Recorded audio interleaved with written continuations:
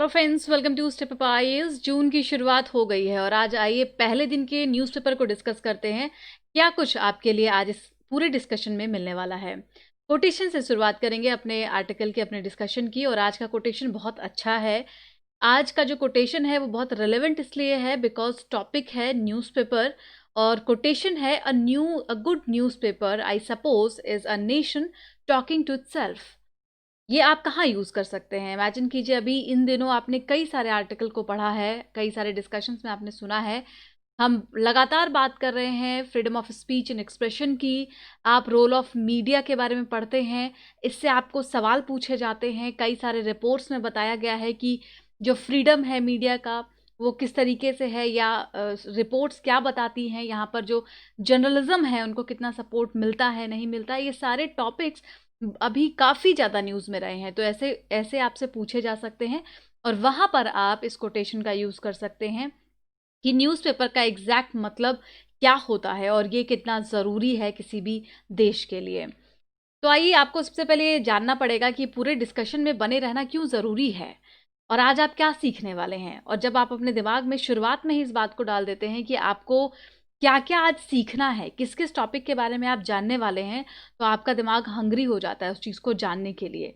तो कभी भी अपनी पढ़ाई में जब भी आप न्यूज़पेपर यहाँ डिस्कशन सुनते हैं या आप बुक पढ़ते हैं या आप नोट्स बनाते हैं, तो हमेशा सबसे पहला सवाल आपसे खुद को पूछना है कि मैं ये काम क्यों कर रहा हूँ। ये जो भी आप जैसे अभी डिस्कशन सुन रहे हैं, तो इसका आपको फ़ायदा कहाँ कहाँ पर मिलने वाला है, कितने एंगल से मिलने वाला है, ये बिल्कुल क्लियर होना चाहिए। तो आज सबसे पहले हम कोटेशन के बारे में जिक्र कर चुके हैं, इसको आप नोट कर लेंगे अपनी कॉपी में। उसके बाद हम कुछ इंपॉर्टेंट पॉइंट्स को डिस्कस करेंगे। जब हमारा आर्टिकल आता जाएगा तो वहाँ पर वो जो relevant points and basic points हैं वो मिलते चले जाएंगे। और आज आपको आर्टिकल जानना इसलिए ज़रूरी है और तीनों ही आर्टिकल बहुत इंपॉर्टेंट है। पहला तो एनएसओ का डाटा है, क्या सर्वे आया है, किस तरीके से जीडीपी ग्रोथ कितना नीचे जा चुका है और एग्जैक्ट एस्टिमेशन क्या हो सकता है, इस पर आपको आज पता चलने वाला है। दूसरा, क्रूड ऑयल अनसर्टेनिटी। हाँ, ध्यान दीजिए, यहाँ पर वो सारी बातें नहीं है जो अभी तक हम करते आ रहे हैं। एक बहुत अलग एंगल से राइटर ने इसको लिखने की कोशिश की है और हम क्रूड ऑयल पर कितने डिपेंडेंट हैं, आगे क्या और हो सकता है। और सबसे बड़ी बात है, इन्होंने एक बहुत अच्छे अजम्पशंस को टारगेट करके आर्टिकल को लिखा है, तो उसको जानना बहुत ज़रूरी होगा। तीसरा जो आर्टिकल है वो द मोस्ट है, बिकॉज आईएमएफ का जो डाटा है वो क्या बताता है, इस कोरोना वायरस पेंडेमिक के दौरान बाकी देशों के साथ भारत की स्थिति क्या है। हमने पिछले दिनों के कई आर्टिकल में जो गवर्नमेंट पॉलिसीज़ है उनको बहुत अच्छे से डिस्कस किया है, उसको हमने प्रेज़ भी किया है, हमने उसको क्रिटिसाइज़ भी किया है। आज के आर्टिकल में ये जो डाटा शो किया जा रहा है आईएमएफ का, वो क्या कहती है, तो आपको एग्जैक्टली ये जानना पड़ेगा। इसमें गवर्नमेंट के फेवर में पॉइंट्स हैं या जिस तरीके के पॉइंट्स हैं वो आपको आंसर में काम आ सकते हैं लिखने में, ठीक है।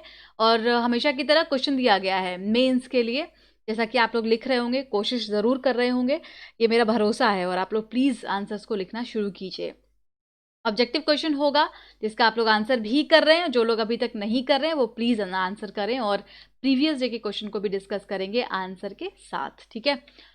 तो आज का जो टॉपिक है जो आप पता करेंगे पूरे डिस्कशन के दौरान वो होगा एनएसओ। सुना होगा, जानते भी होंगे, लेकिन कन्फ्यूजन बहुत होता है। आई डोंट नो आपको होता है या नहीं, लेकिन एनएससी, एनएसओ, सीएसओ और एनएसओ का क्या परफॉर्मेंस है, क्या फंक्शन है, यहाँ पे कई बार कन्फ्यूजन आ जाता है। एमओएसपीआई जिसके अंतर्गत ये सारे आते हैं, ये जो मिनिस्ट्री है वो क्या है, कब बनी है।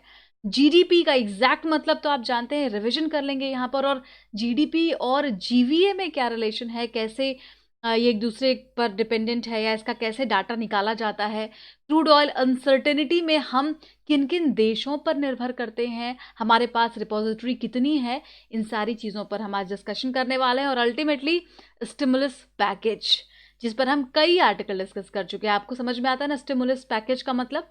अगर नहीं आता है तो कोई बात नहीं, आर्टिकल के दौरान आपको पता चल जाएगा।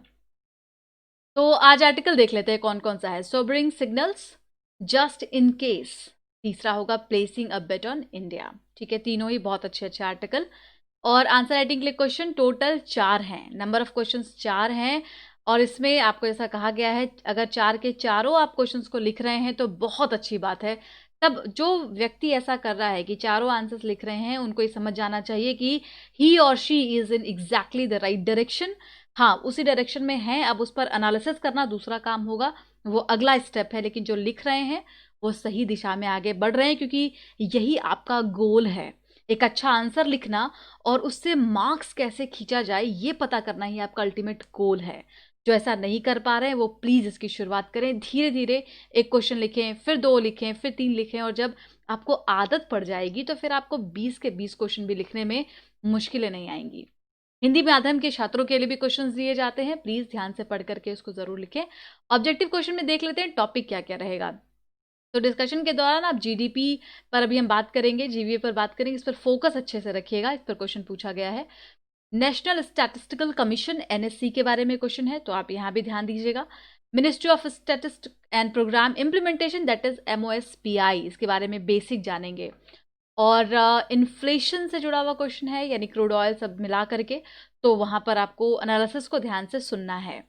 5वां क्वेश्चन होगा आईएसए पर, क्लीन एनर्जी की हम बात करेंगे, और वहाँ पर इंटरनेशनल सोलर अलायंस का जिक्र है। इसके बारे में आप जानते भी होंगे शायद, तो आप इसका आंसर ज़रूर कीजिएगा कमेंट बॉक्स में। ये जानकारी कोचिंग से जुड़ी हुई है, और फिर हम डिस्कशन की शुरुआत करेंगे। बहुत सारे लोग ऐसे हैं जिनको जानकारी नहीं है, जो नए जुड़े हैं। आपको बता दें कि step up IAS institute Delhi Mukherjee Nagar में है, और अभी की जो सिचुएशन है उसको देखते हुए आपको यहाँ पर दोनों कोर्सेज मिल सकते हैं, online as well as offline. यहाँ पर इतने कम समय में पूरे फीचर को डिस्क्राइब करना थोड़ा सा मुश्किल है। आप कांटेक्ट कीजिए 8750069419। आप मैसेज कर सकते हैं, आप व्हाट्सएप पे मैसेज ड्रॉप कर सकते हैं। थोड़ी देरी ज़रूर हो सकती है आपसे कांटेक्ट करने में, लेकिन आपसे कांटेक्ट ज़रूर किया जाएगा और आपको सारी जानकारी डिटेल में दी जाएगी। तो आप कोई भी चीज़ जानना है आपको अपने लिए, तो आप प्लीज़ वहाँ पर कांटेक्ट करें। Let's start the discussion. और आज का पहला डिस्कशन टॉपिक होगा सोबरिंग सिग्नल। देखिए, इसमें आप इसको सिलेबस से कहाँ ऐड करेंगे। आई होप अब आप सीख गए होंगे, सिलेबस आपको याद हो चुका होगा। जो नए लोग हैं उनको बता दें, जीएस पेपर 3 में आ जाएगा इंडियन इकोनॉमी वाले सेक्शन में, जहाँ पर हम ग्रोथ, डेवलपमेंट एंड एम्प्लॉयमेंट की बात करते हैं। ठीक है, तो पहले हमें बैकग्राउंड जानना है इस पूरे आर्टिकल में, क्योंकि बहुत ऐसे टर्म यूज हुए हैं जिसके लिए ये जो इन्फॉर्मेशन है ये हमारे काम आएगी। सबसे पहले हम बात करेंगे ministry of statistics and programme implementation की। ये जो मिनिस्ट्री है गवर्नमेंट ऑफ इंडिया के अंतर्गत आती है, और इसका काम क्या है, ये to cover the quality aspects of statistic release. ये जो डाटा निकाला जाता है, स्टैटिस्टिक ढूंढा जाता है कि कितना इन्फ्लेशन है, कितना प्रोडक्शन हो रहा है, कितना ग्रोथ है, इस डाटा को माइन्यूटली अच्छे से ऑब्जर्व करना और उसको सामने पेश करना सरकार के और लोगों के, ये काम है ministry of statistic and programme implementation का। Survey conducted by the ministry are based on scientific sampling method. ठीक है, तो प्रॉपर इनका मेथड होता है जहाँ पर मैनुअल व साइंटिफिक हर चीज़ों का यूज़ करके ये मेथड से डाटा निकालते हैं। देखिए, 2 डिपार्टमेंट को मर्ज किया गया है इस मिनिस्ट्री में। 1999 की बात है जब इस मिनिस्ट्री को, एमओएसपीआई को इंडिपेंडेंट बनाया गया था। अब यहाँ पे इसको ईयर को बदला जा सकता है, 2012 किया जा सकता है, या कोई भी ईयर किया जा सकता है, इससे आपको लगेगा कि शायद सही है। तो याद रखना है 1999 में 2 department of statistics and programme implementation, ये 2 अलग अलग डिपार्टमेंट थे। इसके नाम अब पढ़िए तो ये पूरा एक डिपार्टमेंट और एक मिनिस्ट्री में कन्वर्ट हो चुका है। ये इंपॉर्टेंट इंफॉर्मेशन है। एनएसओ की बात करते हैं, the ministry has 2 wing, one relating to the statistics and other is programme implementation. तो एक काम क्या करती है कि स्टैटिस्टिक्स से जुड़े हुए सारे काम को करती है, दूसरा प्रोग्राम इम्प्लीमेंटेशन का भी काम यही करती है। This wing called NSO and national statistical office consist of CSO and NSO. अभी हाल ही में ये बदलाव किया गया है कि सीएसओ को और एनएसओ को मर्ज कर दिया गया है, एनएसएसओ को एनएसओ में। ठीक है, तो अभी हम अगले आर्टिकल पर चलते हैं, वहां पे इसको और डिटेल में देखते हैं। नेशनल स्टैटिस्टिकल कमीशन की बात कर लेते हैं। 2005 में इसको as an autonomous body India में बनाया गया है, और ये याद रखना है किस कमेटी के रिकमेंडेशन पर। कमेटी का नाम है रंगराजन कमेटी। रंगराजन कमीशन का नाम आपको बहुत बार पढ़ना है, बहुत इंपॉर्टेंट है ये इकोनॉमी में। तो इनके सारे जो इंपॉर्टेंट रिकमेंडेशंस हैं उनका आपके कॉपी में एक नोट्स बना हुआ होना चाहिए। वन ऑफ द रिकमेंडेशन जो है वो ये भी है कि नेशनल स्टैटिस्टिकल कमीशन बनाया जाना चाहिए, ताकि डाटा को सही तरीके से एनालिसिस किया जा सके। 2005 में ये काम कर दिया गया। ऑब्जेक्टिव क्या है? ऑब्जेक्टिव अभी तक आपको क्लियर हो गया होगा, collection of data in a good manner, in a transparent manner, ये इसका ऑब्जेक्टिव है। फंक्शंस जान लीजिए क्या फंक्शंस हैं, सेम जो ऑब्जेक्टिव है उसी के अकॉर्डिंगली इनका फंक्शन होगा। तो जितने भी सेंट्रल गवर्नमेंट के डिपार्टमेंट्स होते हैं और अदर जो ऑटोनमस बॉडीज होती हैं, एनएससी वगैरह, इन सभी जगह से कोऑर्डिनेट करना और वहाँ से डाटा कलेक्ट करना, ये सारा इसका प्रॉपर फंक्शन होता है जिस पर ये काम करती है। अब हम बात करते हैं मर्जर की। एनएसओ बनाया गया है, नेशनल स्टैटिस्टिकल ऑफिस। इसमें सीएसओ और एनएसएसओ को मर्ज किया गया है और ये चूंकि 2019 में किया है। जो एमएसओ पीआई है जिसकी हम बात अभी कर रहे थे, इस मिनिस्ट्री ने अप्रूवल दिया है 2019 में कि हाँ मर्ज किया जा सकता है। बातें बहुत दिन से चल रही थी, लेकिन चूंकि ये काम 2019 में भी हाल ही में हुआ है तो एग्जाम में क्वेश्चन आने के पूरे पूरे आसार हैं, इनडायरेक्ट या डायरेक्ट। तो दिमाग में जब आप बेसिक फैक्ट को क्लियर रखते हैं ना, तो आपका डायरेक्ट या इनडायरेक्ट दोनों क्वेश्चन बहुत ही आसानी से सॉल्व हो जाता है। अब फंक्शन देख लेते हैं कि अभी तक जो पास्ट फंक्शंस रहे हैं सीएसओ के और एनएसओ के, वो क्या क्या रहे हैं। तो सीएसओ एक बहुत इंपॉर्टेंट ऑर्गेनाइजेशन है, सेंट्रल स्टैटिस्टिक ऑफिस। इसका जो मेन काम है वो है नेशनल अकाउंट्स को प्रिपेयर करना। अब नेशनल अकाउंट्स में बहुत सारी चीज़ें आती हैं, जीडीपी का पूरा कैलकुलेशन, कितना कंजम्पशन एक्सपेंडिचर फाइनल कितना हो रहा है, कितना फिक्स्ड कैपिटल फॉर्मेशन हो रहा है और इंडस्ट्रियल प्रोडक्शन कितना हो रहा है, ये सारी चीज़ों का सर्वे करके पता करके एक नेशनल अकाउंट्स पेश करना ही सीएसओ का काम होता है। एनएसएसओ का क्या काम होता है, ये सर्वे करती है, ये पता लगाती है कि कितना हाउस होल्ड, कितना कंजम्पशन हो रहा है, कितना एक्सपेंडिचर हो रहा है, कितना अनएम्प्लॉयमेंट है। एक बेसिक डिफरेंस जो आपको याद रखना है सीएसओ और एनएसएसओ में, वो ये है कि सीएसओ फील्ड वर्क नहीं करता, वो फील्ड में जाके घूम घूम करके सर्वे नहीं करता, लेकिन एनएसएसओ जो है वो फील्ड वर्क से सर्वे करता है। मतलब जब आपके घर में सर्वे वाले आते हैं पूछने के लिए कि आपके यहाँ पे कितने अडल्ट हैं, कितने लोग काम करते हैं, कितने सरकारी नौकरी में हैं, आपका कितना खर्चा होता है, एक महीने का खर्चा कितना है, तो ये सारी बातें जो पूछने आते हैं वो एनएसएसओ वाले आते हैं सर्वे के लिए। ठीक है, तो अब ये पूरा पिक्चर क्लियर हो गया, क्या फंक्शन है, कौन सी कमेटी से आया, कैसे इसको मर्ज किया गया। अब हम मेन आर्टिकल पे जाने के पहले एक और बात जानेंगे जीडीपी और जीवीए के बारे में। ठीक है, GDP is what, gross domestic production और product. GVA is what, gross value added.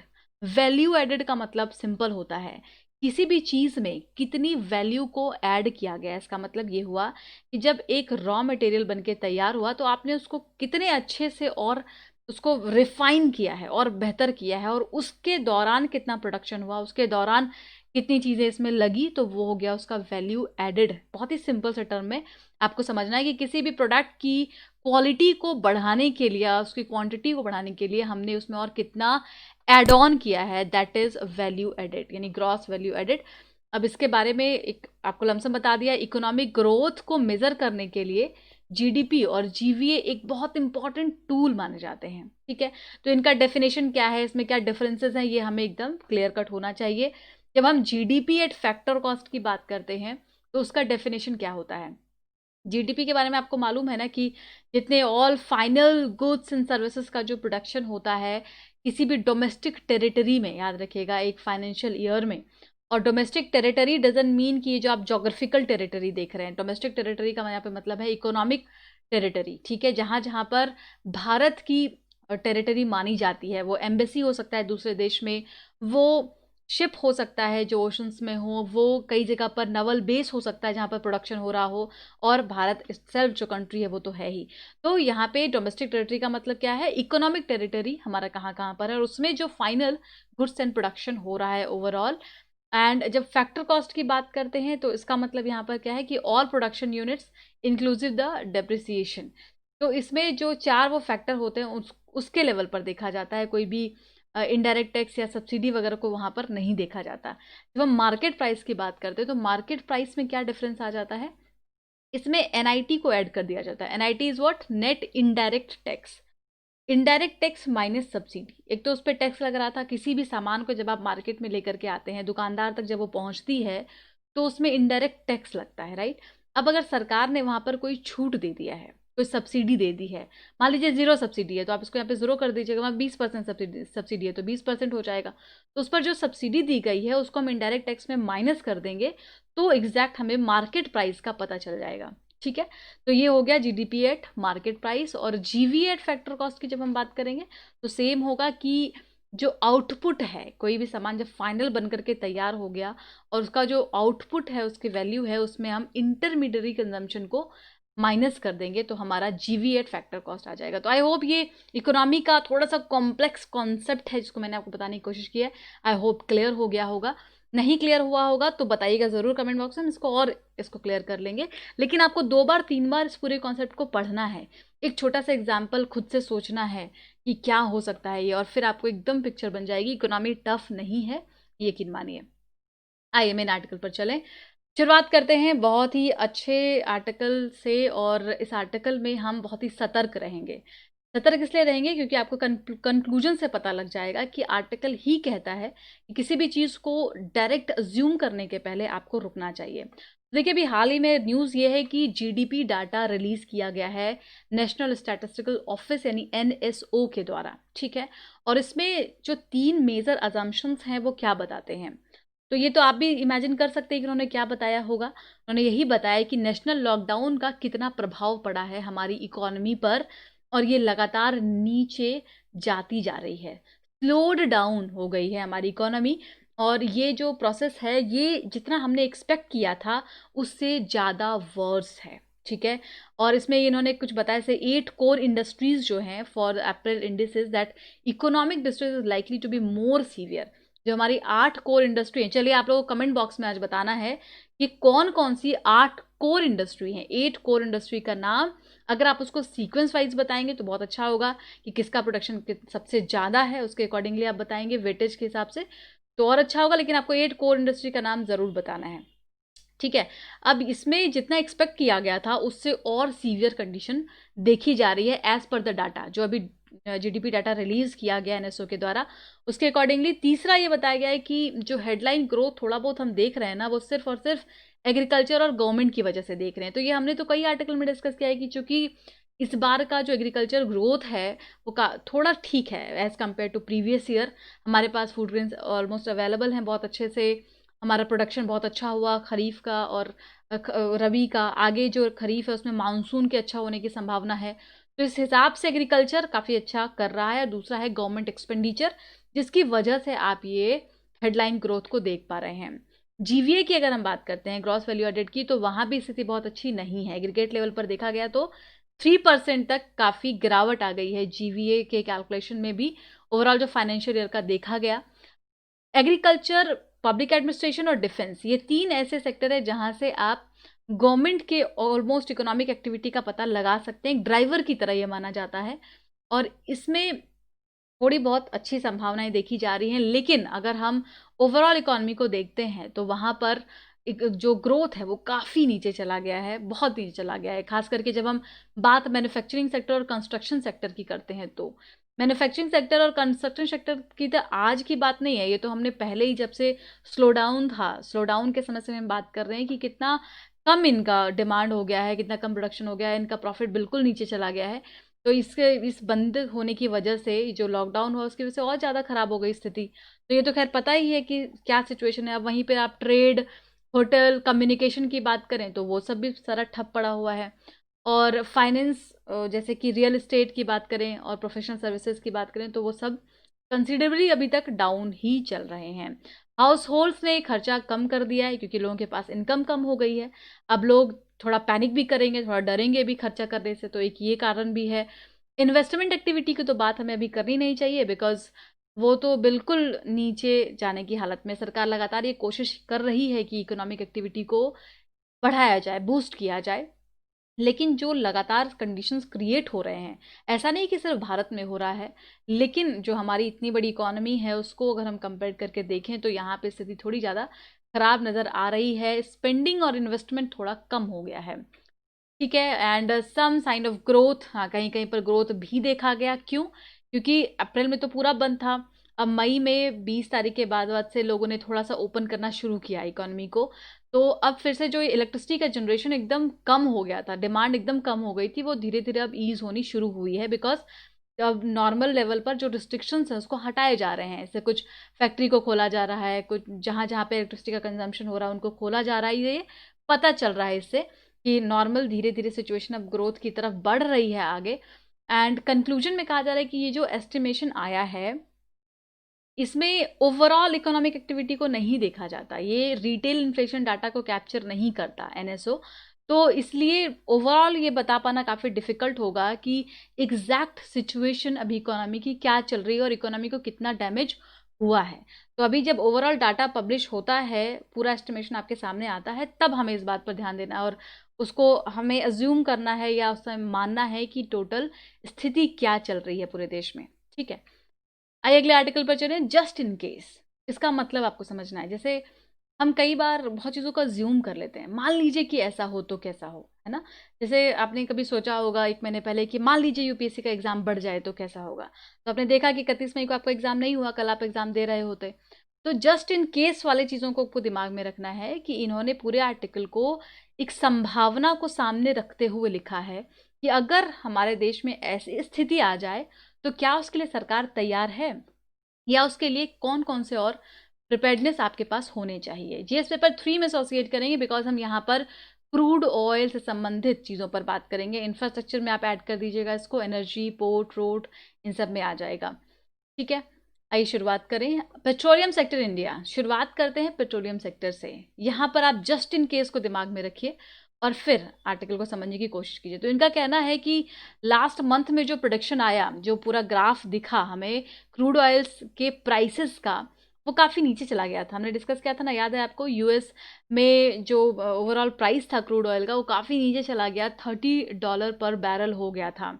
ठीक है, और अभी जो रिसर्चर्स हैं वो ये मान रहे हैं कि स्थिति कुछ भी हो सकती है। ठीक है, एक्सपर्ट्स का ये मानना है कि जो प्राइसेस है, ऑयल प्राइसेस है, वो ऊपर भी जा सकता है। ये भी हो सकता है कि $50 पर बैरल हो जाए और ये भी हो सकता है कि क्रैश कर जाए और ये $20 पर बैरल हो जाए। तो दोनों कंडीशन है आपके पास, एक कि दाम बढ़ गया, एक दाम घट गया। अब ये किस पर डिपेंड करेगा? जाहिर तौर पर ये सिचुएशन पर डिपेंड करेगा। इट्स ऑल डिपेंड्स कि पूरे ग्लोबल पॉलिटिक्स में या जियो इकोनॉमिक कंडीशन किस तरीके से बनती है आफ्टर कोविड-19। यूएस चाइना का रिलेशन कैसा होता है, और ख़राब हो जाएगा या ठीक हो जाएगा, और बाकी इकोनॉमिक ग्रोथ किस लेवल पर जा रहा है, वहाँ पे जो क्रूड ऑयल प्रोड्यूसिंग कंट्रीज़ हैं उनके यहाँ की डोमेस्टिक पॉलिसी कैसी बनती है। ये सब बातें निर्भर करेंगी इस बात पर कि आगे का जो क्रूड ऑयल का प्राइस होगा, ऑयल प्राइस, वो कैसा होगा। ठीक है, तो now not a comfortable point. अब हम बात करते हैं भारत की। भारत में फिजिकल जो फॉसिल फ्यूल्स है उसकी ज़रूरत तो पड़ती ही है, और हम बहुत इस समय खास करके अगले कुछ, अगर हम डिकेड की बात करें तो कुछ दिनों तक हम इस पर निर्भर हैं। जैसे कि कोल, ऑयल, गैसेस, इन तीनों चीज़ों पर भारत की इकोनॉमी काफ़ी ज़्यादा निर्भर करती है। यहाँ का जो इकोनॉमिक ग्रोथ है ये इस पर निर्भर कर रहा है। तो अब हमें क्या कंडीशन लेना चाहिए, हमें क्या करना चाहिए, इस पर एक्सपर्ट्स का क्या मानना है। They know that the Covid has knocked the प्रॉब्स and under Indian economy. अब देखिए, यहाँ पर जो पेट्रोलियम कंपनी है, अगर हम इसकी बात करें तो जाहिर तौर पर बहुत सारी ऐसी पेट्रोलियम कंपनी है। वैसे तो हर सेक्टर का यही हाल है, लेकिन कुछ पेट्रोलियम कंपनीज़ की भी अगर हम बात करें तो वो काफ़ी चैलेंजिंग सिचुएशन को फेस कर रहे हैं इस दौरान। ठीक है, कि जब से सब चीज़ें बंद हुई हैं तो उसका अफेक्ट ऐसा कोई सेक्टर नहीं जिस पर नहीं पड़ा है। ऑलमोस्ट हर जगह पर इसका पड़ा है असर। तो इनके पास अलग चैलेंजेस हैं। भारत के केस की को अगर देखते हैं हम, इंडिया में कितना यूज़ है, कितना प्रोडक्शन, कितना कंजम्पशन है, उसकी अगर हम बात करें तो इंडिया कंज्यूम करता है 5 लाख बैरल। ध्यान दीजिएगा, क्रूड ऑयल की बात कर रहे हैं, ये सब फैक्ट है, बेसिक फैक्ट है, इसको आप आंसर में डायरेक्ट लिख पाएंगे। तो क्रूड ऑयल भारत कितना कंज्यूम करता है? 5 लाख बैरल करता है। इसमें इसको इंपोर्ट करना पड़ता है 4.5 लाख बैरल पर डे के हिसाब से, और इस हिसाब से Bharat third largest crude market in the world है। ठीक है, तो ये स्थिति है किसकी? भारत की। और इसमें 60% ऑफ द ऑयल जो है वो डिस्चार्ज हो जाता है। जो हमारी रिफाइनरीज हैं जामनगर में है, इसके अलावा carried by the pipeline the refineries in Jamnagar, Mathura, Panipat, Bina, Bathinda, ये सब भी याद रखिएगा। ज्योग्राफी का इंपॉर्टेंट पॉइंट है, कहाँ कहाँ पर रिफाइनरीज भारत में हैं और इसमें से कौन कौन सा एरिया है जो काफ़ी वल्नरेबल है। अभी हम आगे डिस्कस करेंगे इस आर्टिकल पर। और ये सारे जो हम इंपोर्ट करते हैं ऑयल को, वो कहाँ से करते हैं? Saudi Arabia, Kuwait, Abu Dhabi, Iran और इराक। तो ये सारे मेजर सोर्स कंट्री हैं जहाँ से हम क्रूड ऑयल को मंगाते हैं। Now switch to just in case policy में मोड। अब चलिए, ये तो अभी सिचुएशन है ना, ये पूरा कंडीशन, ये फैक्ट है जो भी हमने डिस्कस किया। अब हम एक अजम्पशन पर चलते हैं कि जस्ट इन केस अगर ऐसा हो जाए कि देखिए, जो ओएनजीसी और अदर ऑयल है, ये जो कंपनी है या पीएसयूज है, काफ़ी इंपॉर्टेंट पीएसयू है स्ट्रेटेजिकली, आपको पता होगा ये बात। अब इनकी स्थिति क्या चल रही है, ये अभी किस कंडीशन में है, तो इनका कहना है कि अभी वैसे भी इनकी स्थिति बहुत ज़्यादा अच्छी नहीं है। दूसरी कंडीशन ये हो जाती है कि जस्ट इन केस अगर वहाँ पर ओवर सप्लाई हो गया, जैसे हमने मान लीजिए बहुत इंपोर्ट कर लिया और ओवर सप्लाई हो गया, तो क्या होगा, प्राइस एकदम से फॉल हो जाएगा, प्राइस नीचे चला जाएगा। फिर ये जो स्ट्रेटेजिकली इंपॉर्टेंट पीएसयूज हैं, इनका क्या होगा, फिर ये कैसे चीज़ों को कंट्रोल कर पाएंगे। Oil and gas are after all tradeable and can be purchased on high seas. तो इनके बारे में क्या नहीं सोचना चाहिए कि सबसे पहले तो ये जो ओएनजीसी या ओआईएल है, ये सारे निर्भर हैं फॉसिल फ्यूल्स पर, क्रूड ऑयल्स पर। दूसरी तरफ जो हमारी इकोनॉमी है या पूरा विश्व है, वो क्लीन एनर्जी की तरफ मूव कर रहा है। तो और इस समय इतना जो ये सिचुएशन बन रही है क्रूड ऑयल के प्राइस की, इतना अप डाउन होने की, तो क्या इनको भी क्लीन एनर्जी की तरफ नहीं सोचना चाहिए, क्या इनको भी उस लेवल पर नहीं जाना चाहिए। ये इनका यहाँ पर एक अजम्पशन है। और दूसरा ये बताते हैं कि एक और प्रॉब्लम जो क्रिएट हो सकती है, मान लीजिए जस्ट इन केस ऐसा हो जाए कि जो ऑयल प्रोड्यूसिंग नेशंस हैं, वहाँ की जो डोमेस्टिक पॉलिसीज़ बन रही हैं, वहाँ पे उनके जो इकोनॉमिक, पॉलिटिकल और सोशल टेंशन्स चल रहे हैं, उनकी वजह से अगर सप्लाई क्राइसिस हो गया, तो जो क्रूड सप्लाई हो रहा है, जो सोर्स कंट्री है, अगर वहाँ से कोई दिक्कत आ गई, उन्होंने सप्लाई को बंद कर दिया, या एक्सेस जो भारत का है वो चौक्ड हो गया, रुक गया, तो क्या होगा, क्या हम उस स्थिति के लिए तैयार हैं। अब देखिए, ये हर एक केस को अज्यूम कर रहे हैं और फिर उसका हम सॉल्यूशन ढूंढने की कोशिश कर रहे हैं। तो अगला सवाल ये आता है कि आर वी प्रिपेयर, हमें क्या हम उसके लिए तैयार हैं कि अगर ये स्थिति आ जाए और जो सोर्स कंट्री है वो चीज़ों को रोक दे, तो हम संभाल पाएंगे। Now our decision maker have worried about supply security for decade. देखिए, इस पर हम आ जाते हैं रिपोजिटरी पर कि भारत में कितने दिन तक, अगर मान लीजिए हम पर डे ऑयल को इंपोर्ट कर रहे हैं और अगर हम ऑयल को इंपोर्ट नहीं करते हैं और ऐसी कोई इन्फोर्सिंग कंडीशन बन जाती है, तो क्या हम संभाल पाएंगे। उसके लिए 11 दिन का हमारे पास रिजर्व कवर अवेलेबल होता है, ठीक है, 11 दिन का। अब हमने हाल ही में ये प्लान बनाया है कि हम इसको बढ़ा करके 24 डेज करने वाले हैं, ठीक है ना। तो 11 डेज का है, अभी हमने पूरा बना रखा है प्लान अपना, 5.33 मिलियन टन, जहाँ पे 11 दिन तक पूरा क्रूड ऑयल पूरे भारत का हम पूरा कर सकते हैं बिना इंपोर्ट किए। इसको हमने 24 दिन करने का प्लान कर लिया, जिसमें कि ये हो जाएगा 11.883 मिलियन टन, ठीक है। और हमें अब इसके बाद सोचना होगा कि हमें ऐसे कंडीशन पर जाना होगा जहाँ पर हम 70 टू 100 डेज तक अगर इंपोर्ट ना करें और इंपोर्ट कवर हमारे पास मौजूद हो, रिजर्व कवर हमारे पास मौजूद हो। मतलब आप 70 टू 100 डेज, आप समझ रहे हैं, कहा हम 24 दिन को भी टारगेट को हम पकड़ नहीं पाए हैं और हमें 70 से 100 दिन के रिजर्व के बारे में सोचना है। तो आपको नहीं लगता कि इसमें बहुत सारे फाइनेंस की ज़रूरत पड़ेगी, और अभी जो भारत की स्थिति है, इकोनॉमिक कंडीशन है, वो उस हालत में नहीं है। ये बात राइटर को पता है और वो इस बात को मान रहे हैं। तो ये कहते हैं now it's time to work together, एक साथ मिलकर काम करने की ज़रूरत है। गवर्नमेंट और प्राइवेट सेक्टर जो है, अब वो मिल करके काम करें, जॉइंटली इन्वेस्ट करें, कैसे रिजर्व कवर करना है हर चीज़ में, क्रूड परचेज में, वहाँ से लेकर के को फेटिंग, हर जगह पर जो मेन इंफ्रास्ट्रक्चर की ज़रूरत है और जहाँ पे फाइनेंस की ज़रूरत है, आपको पब्लिक प्राइवेट पार्टनरशिप के साथ काम करने की ज़रूरत है। कोलैबोरेटिव ऑप्शन अगर लिया जाएगा, तो हम एक कंटिजेंसी कंडीशन में कैसे खुद को प्रोटेक्ट करना है उसको सीख पाएंगे, ठीक है। तो ओवरऑल क्लियर हो गया। अब आइए दूसरे कंडीशन पर, जस्ट इन केस एक और है, वो क्या है, क्रूड ऑयल से ही जुड़ा हुआ है, कि जहाँ पर हमने रिपोजिटरी तैयार किया है, और क्या ये सिक्योर है, ये सेफ है। जैसे कि हम जब अपने एसेट्स की बात करते हैं, पेट्रोलियम एसेट की बात करते हैं, जो मुंबई में लोकेटेड है, जामनगर में लोकेटेड है, प्रेजेंट ग्लोबल इकोनॉमिक कंडीशन क्या है या जियोपॉलिटिकल कंडीशन क्या है, उसमें हमारे नेबरहुड कंट्रीज इंडिया, पाकिस्तान और चाइना, दोनों की बात कर लीजिए। तो आपको नहीं लगता कि ये जो हमारे सिक्योरिटी पर्सपेक्टिव से जो हमारे ऐसे इम्पॉर्टेंट लोकेशंस हैं, जैसे मुंबई और जामनगर, उनको प्रोटेक्ट करने की ज़रूरत है। इस समय जो टेंशन बढ़ रहा है, क्या हम उसके लिए तैयार हैं। हमने प्रोग्राम चीज़ों का रखा हुआ है कि क्या हम उनको पूरी तरीके से सिक्योर कर पाए हैं। तो सरकार को इधर भी सोचना चाहिए। ये इम्पोर्टेंट ऐसे मुद्दों को उठा रहे हैं जहाँ पर गवर्नमेंट को ध्यान देने की ज़रूरत है। अगला आर्टिकल है placing a bet of India on India. काफ़ी इंपॉर्टेंट इकोनॉमी का आर्टिकल है ये, ठीक है, और जीएस पेपर 3 में एसोसिएट करेंगे Indian economy and issues related to planning. इस आर्टिकल को शुरू करने से पहले मैं आपको एक बात बता दूं कि जो उसको सुन रहे हैं, प्लीज़ वो यहाँ पर बायस ना हो। उनको ये बिल्कुल नहीं लगना चाहिए कि गवर्नमेंट के फेवर में बात हो रही है या फिर वन साइडेड आर्टिकल है। आपको ये समझना है कि यहाँ पर IMF PT कैलकुलेशन के अकॉर्डिंगली हम डाटा एंड फैक्ट्स को डिस्कस करने जा रहे हैं, और ये आपके आंसर राइटिंग के लिए बेहतरीन पॉइंट्स प्रोवाइड करेगा। तो आपको अपने मोड को स्विच करना है, स्टूडेंट मोड में आना है, और आप सोचिए कि मेंस में इससे जुड़ा हुआ आपके सामने क्वेश्चन आने वाला है और आप उसको कैसे लिखेंगे। ठीक है, मेन आर्टिकल पर चलते हैं सीधे। इसके जो भी फैक्ट हैं वो हमने ऊपर डिस्कस कर लिया है। तो कोविड-19 की हालत में जो पेंडेमिक है हर तरफ, और उसमें जो लॉकडाउन हुआ है उसमें ऑलमोस्ट विश्व के कई सारे देश इस चपेटे में आ चुके हैं। भारत भी इससे अछूता नहीं है, भारत भी इसमें से एक है, जहां पर लगातार ये कोशिश की जा रही है कि फिस्कल स्टिमुलस या मॉनेटरी स्टिमुलस कैसे भी पूरे इकोनॉमी को संभाला जा सके। आखिर क्या होता है ये फिस्कल स्टिमुलस या मॉनेटरी स्टिमुलस? हमने डिस्कस किया है, जो नए लोग हैं उनको बता दें कि जब आरबीआई पॉलिसी मेकिंग करती है और मार्केट में लिक्विडिटी को बढ़ाती है, मतलब मार्केट में पैसे को बढ़ाती है, झोंकती है, उसको हम मॉनेटरी स्टिमुलस कहेंगे।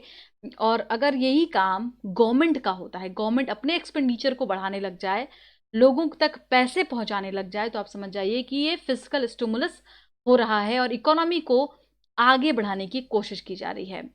तो आर्टिकल का मानना है कि जो आईएमएफ का डाटा आया है और उस आईएमएफ के डाटा के अकॉर्डिंगली अभी तक ये जो लोग मान रहे थे कि गवर्नमेंट के पास फिस्कल स्पेस बहुत है और गवर्नमेंट उसका इस्तेमाल नहीं कर रही है, काफ़ी हार्टलेस बिहेव कर रही है, वो यहाँ पर गलत साबित हो रहे हैं। क्यों ऐसा? क्योंकि आईएमएफ ने अभी 193 कंट्रीज़ का डाटा तैयार किया है कि वहाँ की जो उस देश की मिस फिस्कल और मॉनेटरी पॉलिसी है वो कैसी है और इकोनॉमी को रिवाइव करने के लिए वो कैसा काम कर रहे हैं। तो इनके अकॉर्डिंगली भारत अभी तक काफ़ी अच्छा लीड कर रहा है बाकी देशों के मुकाबले। ठीक है, अब आते हैं IMF PT जो कैलकुलेशन है वो क्या बताता है, that physical component on off the Indian package is estimated at least 3.5% of the GDP। अब देखिए, सबसे पहले उन्होंने बताया कि कहाँ पर कितना खर्च किया है सरकार ने। Agriculture, migrant worker, house hold, poor house hold, इनके लिए टोटल कितना खर्चा किया गया, इंडियन पैकेज कितना है, वो है 3.5% ऑफ इट्स GDP। वहीं पर जो एडिशनल पैकेज है, जो फिजिकल पैकेजेस लाए गए हैं, वो लोन वगैरह जब दिया जा रहा है तो वो कितना है, 4% ऑफ द GDP। और इसके बाद अदर और फील्ड में जहाँ पे क्रेडिट गारंटी सरकार दे रही है, MSMEs को सीधे तौर पर मदद कर रही है को बिना किसी कोलेट्रल के, तो वो भी है 2% ऑफ द GDP, वो सरकार यहाँ पे कर रही है, estimated to be 2.7% of the GDP ये कर रही है। कंपैरिजन करते हैं भारत का दूसरे देशों से, बाकी देशों में कैसा चल रहा है। जो मेजर डेवलपिंग इकोनॉमीज हैं जैसे कि ब्राज़ील, वहाँ पर 8% ऑफ द GDP उनका पूरा फिस्कल स्टिमुलस है। अब are you getting my point कि जो फिस्कल स्टिमुलस वहाँ की सरकार जो खर्च कर रही है वो अपने GDP का 8% खर्च कर रही है। पेरू में 7% of the GDP and fiscal stimulus higher than 5% level for India. Brazil में एस्टिमेट किया गया that includes 3% of GDP as working capital loan to the business and households. Brazil में 3% उनकी GDP का बिजनेसेस और हाउस होल्ड्स के लिए खर्च किए गए हैं। वहीं पर चाइना, इंडोनेशिया वगैरह ने भी काफ़ी फिजिकल सपोर्ट प्रोवाइड किया है, लेकिन it is lower than India, जितना इंडिया में अभी तक फिजिकल स्टिमुलस पैकेज लाया गया है उससे काफ़ी कम है। तो भारत में एक तो डायरेक्ट बेनिफिट किया जा रहा है, क्रेडिट लोन्स दिए जा रहे हैं और गारंटी ली जा रही है। वहीं पर टैक्स रिलीफ लोगों को दिया गया है कि मोराटोरियम लगा दिया गया, कुछ समय के लिए आपको EMI पे नहीं करना है, इंटरेस्ट पे नहीं करना है। तो ये भी एक तरीके का पैकेज है, स्टिमुलस पैकेज है, जिसको कि गवर्नमेंट ने यूज़ किया है। वहीं दूसरी तरफ कई जगह पर गारंटी प्रोवाइड की गई, जिसमें कि स्मॉल मीडियम इंटरप्राइजेस को बढ़ाने के लिए, फार्मर की स्थिति को अच्छा करने के लिए और रूरल एरिया में डिमांड लाने के लिए स्टेप्स उठाए गए हैं। ठीक है, अदर कुछ एस्टिमेशन जो सरकार का, जो IMF का है, उस पर हम बात करते हैं, that all physical measure of the G24 developing economies equal to 3.6%, no matter how the calculation is done. तो कहा जा रहा है कि जो आईएमएफ पीटी कैलकुलेशन किया गया है, वो इससे कोई फ़र्क नहीं पड़ता कि कैलकुलेशन किस बेसिस पर किया गया है, लेकिन आपको ये समझना है कि इसने इंडिया के फिस्कल स्टिमुलस को काफ़ी पॉजिटिव एक्सेस किया है कि भारत में जो एक्सपेंडिचर हो रहा है सरकार की तरफ से वो काफ़ी ज़्यादा हो रहा है और अच्छा हो रहा है। इससे इकोनॉमी सही हो जाएगी। जितने भी लार्जर इकोनॉमीज़ हैं उनमें से भारत एक है जो अच्छा काम अपने देश में करने की कोशिश कर रहा है। Japan announced what may be the upper limit of the expansion 21.1% of the GDP। तो हर जगह से कंपेयर किया गया है, जापान, यूरोपियन यूनियन और अदर जो डेवलपिंग नेशन है जैसे ब्राज़ील, पेरू वगैरह से, ठीक है। Now comparatively large fiscal package परसुअल the most Indian newspaper and critic paints a different picture. तो कई सारे आर्टिकल में हमने खुद डिस्कस किया है न्यूज़पेपर में, जिसमें कहा जा रहा है कि भारत में फिस्कल स्पेस ज़्यादा है और सरकार उस स्पेस को यूज़ नहीं कर रही है। तो ये जो डाटा है आईएमएफ-पीटी का, वो इस बात को नकारते हैं। उनका कहना है ऐसा बिल्कुल भी नहीं है। यहाँ पे स्थिति काफ़ी सही है। एक्सपर्ट्स ने भी ये बताया है कि कुछ लोगों का ये भी मानना है कि टोटल जीडीपी का ये 1% भी खर्चा अभी तक नहीं कर रहे हैं, जबकि ऐसा नहीं है एज़ पर द डाटा जो हमें यहाँ पर बताया गया है। आरबीआई का जो स्टेप रहा है वो भी काफ़ी कमेंडेबल अभी तक रहा है। तो क्रिटिक्स अभी तक क्या कर रहे हैं, तो आपको मालूम है क्रिटिक का कहना है कि 1% भी हम खर्चा नहीं कर रहे हैं, एमएसएमईज़ की प्रॉब्लम को नहीं सुन रहे हैं, फार्मर को हमने जो पैकेजेस दिया है वो उन तक पहुँचेगा नहीं, और ये सारी बातें हो रही हैं जिसको कि आपका जो आईएमएफ-पीटी का डाटा है वो मना करता है। Impact of monetary policy. अब मॉनेटरी पॉलिसी पर आते हैं और उनका मानना है कि आरबीआई के जो स्टेप्स इन दिनों रहे हैं वो बहुत अच्छे रहे हैं और रेपो रेट को काफ़ी कम किया गया। लगातार पॉलिसी रेट को कम किया जा रहा है ताकि मार्केट में पैसे को पहुंचाया जा सके, और इसका आरबीआई ने बहुत अच्छा ख्याल रखा है। पिछले 7 महीने से जो आरबीआई के स्टेप्स हैं वो बहुत अच्छे हैं। वहीं दूसरी तरफ बहुत सारे रिफॉर्म लाए गए, लेबर मार्केट में थोड़ा ईज़ किया गया है नॉर्म्स को। एसेंशियल कमोडिटी एक्ट में जो ऐसे लॉ थे जो फार्मर को नुकसान पहुंचाते थे उनको रिमूव किया गया है। तो ये जो स्टेप्स लिए हैं सरकार ने, ये लॉन्ग टर्म काफ़ी पॉजिटिव रिस्पॉन्स देंगे इकोनॉमी को, और इस हिसाब से जो इंडियन फिस्कल पैकेज है वो बहुत रिफॉर्मिस्ट है, वेल डिसिप्लिन्ड है एंड प्रोवाइड्स फोकस सपोर्ट। तो जो लोग सुन रहे हैं उनके दिमाग में पिक्चर बनना है कि एक एंगल ये भी है पॉजिटिव। जब हम बात करेंगे और हम तारीफ करेंगे गवर्नमेंट स्कीम्स की, तो वहाँ पर आप इस आईएमएफ पीटी के डाटा को कोट करेंगे और तब आप ये बताएंगे कि आप ऐसा क्यों कह रहे हैं।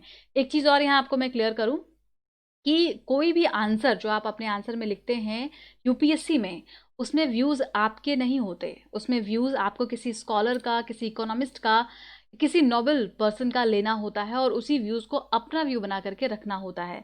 तो एक यूपीएससी एस्पिरेंट की तरह सोचना शुरू करें प्लीज़, ये रिक्वेस्ट है आप लोगों से। इस डिस्कशन का उद्देश्य यही है कि आपके सोचने का तरीका जो है उसको आगे बढ़ाया जाए, एडवांस किया जाए, ठीक है। तो आई होप ये पूरा क्लियर हो गया। ये सिचुएशन है, हमने 3 आर्टिकल डिस्कस किया और तीनों ही ऑलमोस्ट इकोनॉमी पर हैं और बहुत ही अच्छे प्रेजेंटेड हैं। मेंस के लिए क्वेश्चन अब आपको क्लियर हो जाएगा। Discuss why a sound and efficient statistical system is pre condition for healthy economy. तो इसके लिए आपको थोड़ा और सर्च करना है 1-2 पॉइंट को। इसके प्रीवियस जो अभी तक का रहा है ना कि कुछ डाटा आया और सरकार ने उसको अभी पब्लिश नहीं किया, वहाँ पे बहुत सारे फ्लॉ को डिस्कस किया गया, तो वो सारे फैक्ट्स को आपको इस क्वेश्चन में लिखना है और फिर बताना है कि why we need a sound system, क्योंकि ये जो डाटा है ना यही आपका आधार है पॉलिसी मेकिंग का, इसीलिए साउंड सिस्टम तो होना ही चाहिए। और फिर आप कुछ डाटा फैक्ट को ऐड कर देंगे। दूसरा क्वेश्चन है major cause of decline GDP before कोविड-19 इनसेस and to what extent do you feel that present fiscal stimulus will be able to revamp economy. अब आत्मनिर्भर भारत में जो बातें कही गई हैं, जो पैकेजेस अनाउंस किए गए हैं, जो आज का एक प्रोस्पेक्ट दिखाया है आईएमएफ ने, वो सब मिला करके आप अपना आंसर लिखने की कोशिश करेंगे। इंटरनेशनल क्रूड ऑयल प्राइस के बारे में जो हमने क्वेश्चन डिस्कस किया, उसमें कैसे इन फ्लक्चुएशंस को हम हैंडल करें। जो कभी दाम बढ़ता है, कभी घटता है, कभी वहाँ की डोमेस्टिक पॉलिसीज़ बदलती है तो उससे हमारे डोमेस्टिक पॉलिसीज़ में फ़र्क आने लग जाता है। इस फ्लक्चुएशंस को रोकने के लिए सरकार को क्या करना चाहिए, आपको उसके लिए कुछ मेजर्स बताने हैं उनको, ठीक है।